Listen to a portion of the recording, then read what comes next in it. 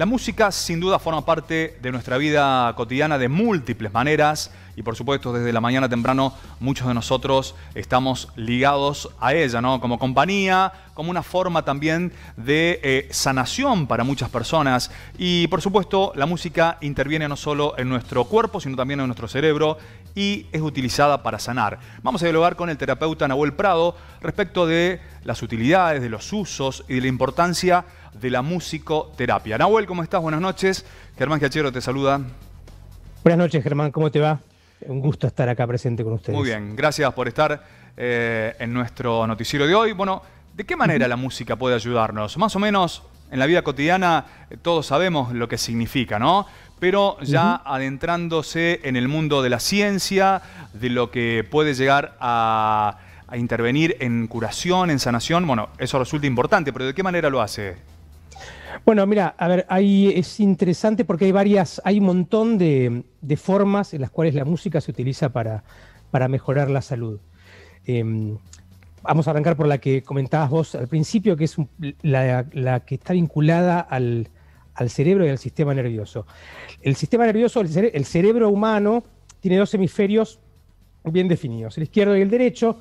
En algunas personas está invertido, pero la cuestión es que hay uno de esos hemisferios que trabaja el aspecto lógico, matemático, la lectura, todo lo que sería el pensamiento analítico y más avanzado, más científico.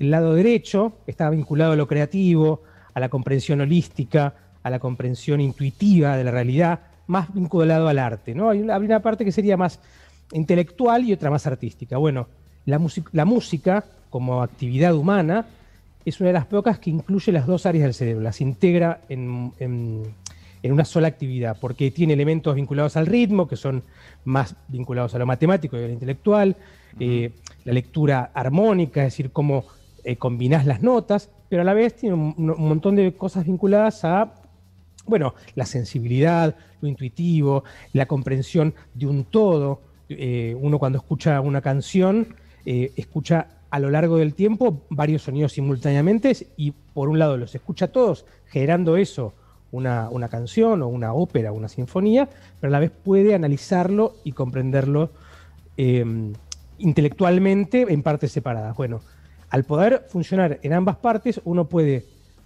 estimular, puede ver si está dañado, puede tratar de ayudar a curar o puede compensar áreas del cerebro con otras a través de la música. Un ejemplo muy preciso, muy preciso, es en las personas que tartamudean. Una persona que cuando habla tartamudea, cuando canta no tartamudea. ¿Por qué? Porque el lenguaje y el habla ahí está apoyado sobre la parte del cerebro que está vinculada a la música y no al habla cotidiana común. Y entonces de ese modo puede entrenar su hablar para poder hablar de un modo menos trabado, digamos, no vinculado a la tartamudez. Es un ejemplo muy preciso. Nahuel, hablemos de situaciones de salud más extremas, quizás. Por ejemplo, ¿qué hay de cierto respecto de la influencia de la música en personas que se encuentran, por caso, en estado de coma? Generalmente se dice que ayuda a estimularlos o que de alguna forma perciben esos sonidos. ¿Qué se puede decir respecto de esto?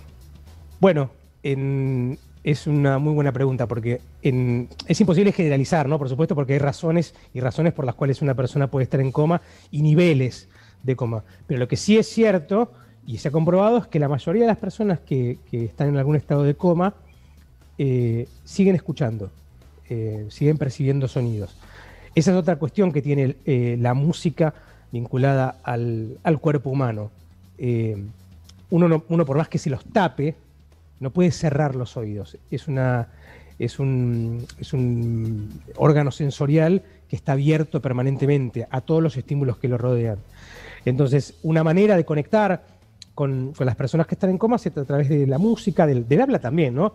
Pero a través de la música y de las canciones que le gusta. Esto es algo que se trabaja mucho con los familiares, que es que se arma la historia musical de esta persona. Entonces, se estimula la atención, se estimula también o se regulan los estados de ánimos a través de la canción.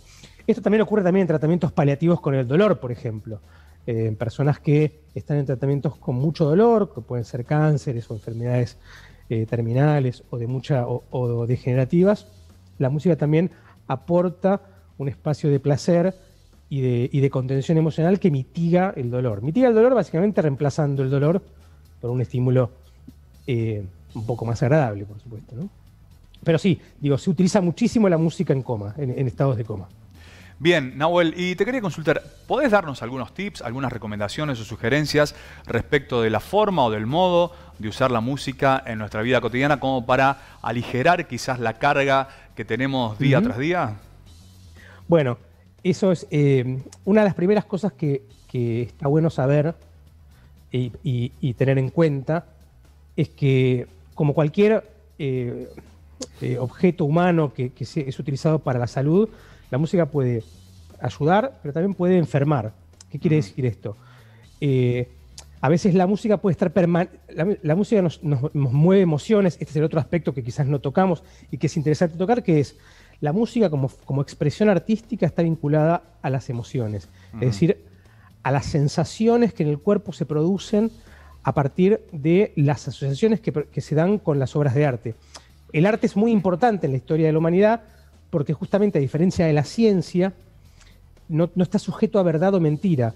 Por eso necesitamos de arte, porque nos ayuda. Al artista, hacer una obra de arte le permite expresar a través del producto expresivo, que puede ser música, pintura, puede ser baile, puede ser danza, incluso puede ser literatura, cosas que a lo mejor con las palabras no se pueden expresar. Por eso había una bailarina que decía, si yo pudiera decirlo, no lo bailaría. Bueno, eso pasa con toda la música. Entonces, esto nos permite acceder a un aspecto del interior de las personas, de la subjetividad humana, que a veces las palabras no lo hacen. Esto es algo muy bueno, pero también puede ser algo muy malo. Muy malo. A ver, por ejemplo, hay epilepsias que se disparan con algunas músicas específicas. Pero, por ejemplo, también ocurre algo que es muy común, que es la música durante el embarazo. Es algo muy bueno, que relaja, que hace muy bien, que a la madre, si se acaricia el vientre, mientras escucha la música que la alegre y que la relaje, eso se transmite al niño. Después esa música en los primeros meses de vida contribuye a calmar y a veces a dormir a los niños. Ahora, había un caso estudiado, que estudiamos en la facultad, de una mujer que había fallecido su padre durante el embarazo, y ella escuchaba música de Mozart, recordaba a su padre, y eso la sumía en una profunda tristeza. Bueno, eso lo que terminó ocurriendo después es que cuando el niño había nacido ya, esa misma música también lo llevaba a él a estados de tristeza. Así que una de las primeras cosas es, no siempre la música calma a las fieras. A veces la música puede hacer mal. Entonces, lo importante con la música es vincularla a elementos de la vida que estén cercanos a el bienestar, ¿no? Y tampoco hay que llenar de música todo. El silencio también a veces hace muy bien. Entonces, una de las primeras cosas es, la música tiene que formar parte de algo vinculado a lo placentero y a lo expresivo. Y no necesariamente, esto también pasa mucho a partir de una letra que hable de algo positivo. Por ejemplo, en lugares como, por ejemplo, aquí en Buenos Aires, en el Hospital Neuropsiquiátrico Moyano de Mujeres, en donde yo trabajé, se cantaba mucho Color Esperanza, ¿no?